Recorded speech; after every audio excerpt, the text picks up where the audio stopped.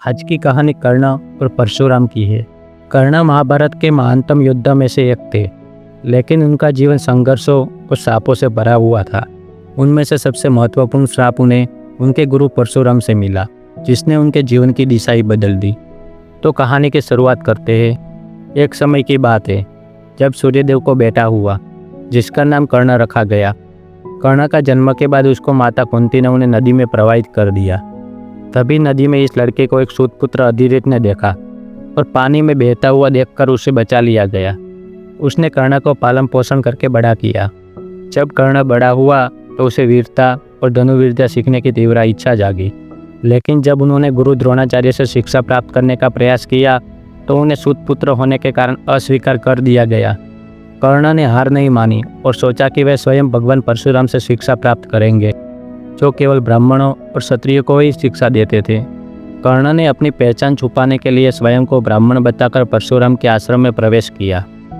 परशुराम को कर्ण की लगन और समर्पण देखकर उन्हें विश्वास हो गया। उन्होंने कर्ण को अपना शिष्य बना लिया। कर्ण ने परशुराम से धनुर्विद्या और दिव्य अस्त्र शस्त्रों की कला सीखी। वे परशुराम के सबसे योग्य शिष्य बन गए। एक दिन परशुराम कर्ण की गोद में सिर रखकर विश्राम कर रहे थे। उसी समय इंद्र के भेजे हुए एक भयंकर कीड़े ने कर्ण की जांघ में काट लिया। कीड़े के काटना इतना दर्दनाक था कि कर्ण की त्वचा से रक्त बहने लगा, लेकिन उन्होंने अपने गुरु की शांति भंग नहीं होने दी। बिना कोई प्रतिक्रिया दिए दर्द सहते रहे। जब परशुराम की नींद खुली तो उन्होंने कर्ण की जांघ से बहता हुआ रक्त देखा और आश्चर्यचकित हो गए। उन्होंने कहा, कोई ब्राह्मण इतना कष्ट सहन नहीं कर सकता। सच बताओ, तुम कौन हो? कर्ण को अब सच बताना पड़ा। उन्होंने स्वीकार किया कि वे सूतपुत्र है और क्षत्रिय योद्धा बनना चाहते थे, इसलिए उन्होंने झूठ बोला। परशुराम को यह जानकर अत्यंत क्रोध आया। उन्होंने कर्ण से कहा, तुमने मुझे छल से शिक्षा प्राप्त की है, इसलिए मैं तुम्हें श्राप देता हूँ कि जब भी तुम किसी महायुद्ध में अपने सीखे हुए दिव्य अस्त्रों का उपयोग करोगे तो तुम्हें उसे भूल जाओगे। यह सुनकर कर्ण स्तब्ध रह गया। उन्होंने गुरु से क्षमा मांगी, लेकिन परशुराम ने कहा, यह तुम्हारे भाग्य का लिखा है, मैं इसे बदल नहीं सकता।